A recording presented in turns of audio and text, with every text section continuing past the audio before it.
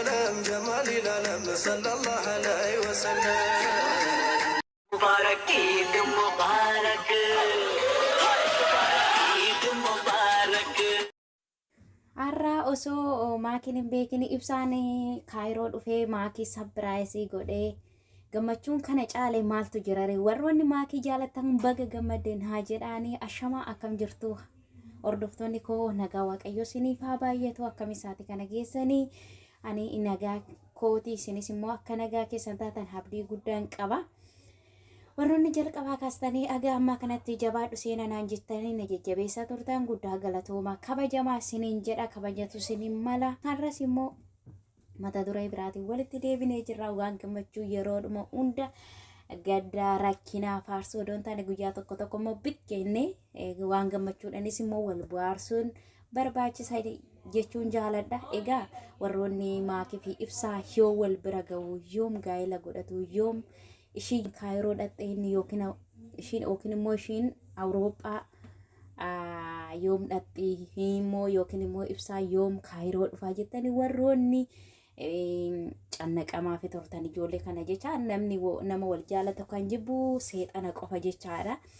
Keessattuu hordoftoonni maakii fi ibsaa warroonni yoom wal dhiisullee jedhanii namoota baay'eetu soba jechaa ture jechaadha. Hundumti keenya iyyuu beennaa warroonni jaalatan asumaan kongiraa jedhaanii fi ani garuu akka kootti hedduu tokkoon gammadee fi jira jechaadha. Maaliif jenna maatii jechuun jabduu nama Oromoo biratti gahee guddaa fi kabajamtuu intala jaalatamtuu sabboontuu dha jechaadha.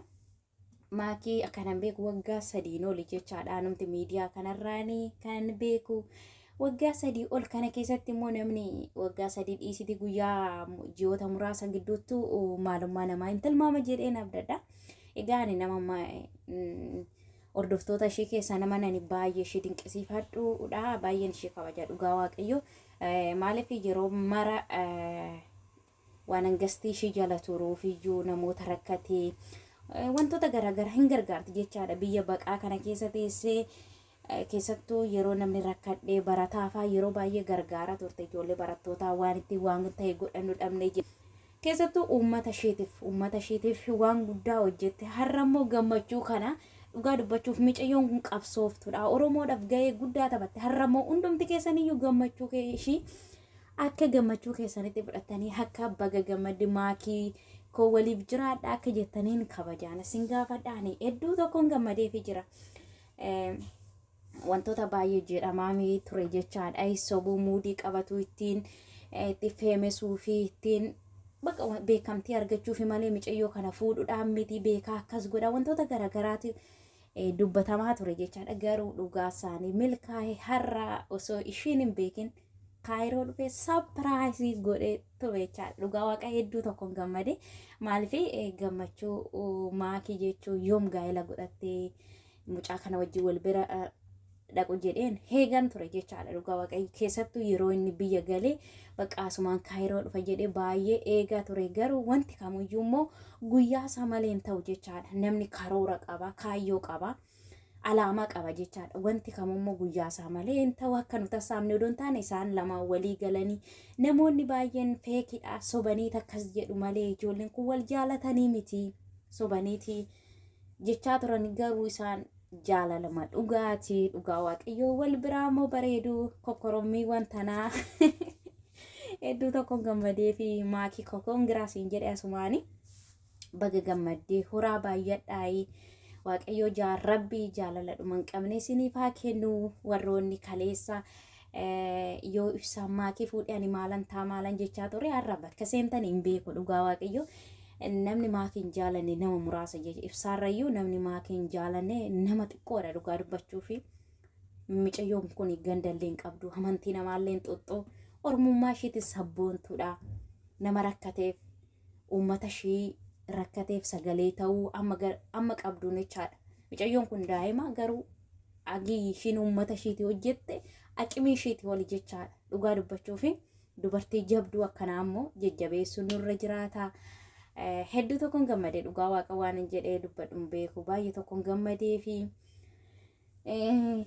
baga gammadee siin jedha. Egaa waaqayyo hammallee jaalala keessan kan boru amma dulloomtanitti wajjin jiraata sinaa taasisuu baay'ee tokko sinii gammadee dhugaa dubbachuuf micayyoo kanarratti shira baay'ee xaxamaa ture jechaadha. Maaliif micayyoon kun kutaa kamiyyuu hin deeggarte jechaadha. Kutaa kam oromummaa ishiitiin bichaa sabboontudha. Ijoolleen itti dhufan itti feemisuudhaaf malee fuudhuun miti wantoota garaagaraa dubbachaa ture. Garuu ishiin oduu namaa takkallee dhageenye jireenya ishii fataa itti har'a garuu guyyaa gammachuu ishii jechaadha.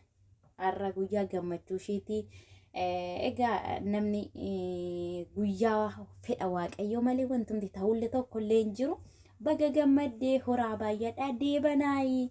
Inaaftuun keessan lafa hasiintu siniin jedha gammachuu namaa kan jibbu seexana bichaadha. An akka kootti hedduu tokkoon gammadee fi dhugaa dubbachuuf hedduu tokko si gammadee maakushaa koo bareedduu koo jabduu Oromoo waaqayyoo nama gaa'ela kee irratti illee hirmaatu cidha kee irratti illee hirmaatu nu haa taasisuu siin jedha. Na Ibsaan illee akkasuma osoo ishiin hin beekin har'a pu'ee deebii bayee biraan bayee ishiin illee baay'ee rifattee dhugaa waaqa miira koollee to'achuu hin dandeenye har'a jechaadha. Maaliif nama jaalatu tokko gammachuusa gaafa argitu eegan ture jechaadha. Micayyoon kun yoom cidha godhatti jedhee jechaadha. Maaliif silan jaaladhu baay'ee hordoftuu ishii waan ta'eef hedduu tokkoon jaaladha. Isaaf jecha baay'een makii jabduu ko baga gammaddee siin jedha asumaan obboleettiin kee.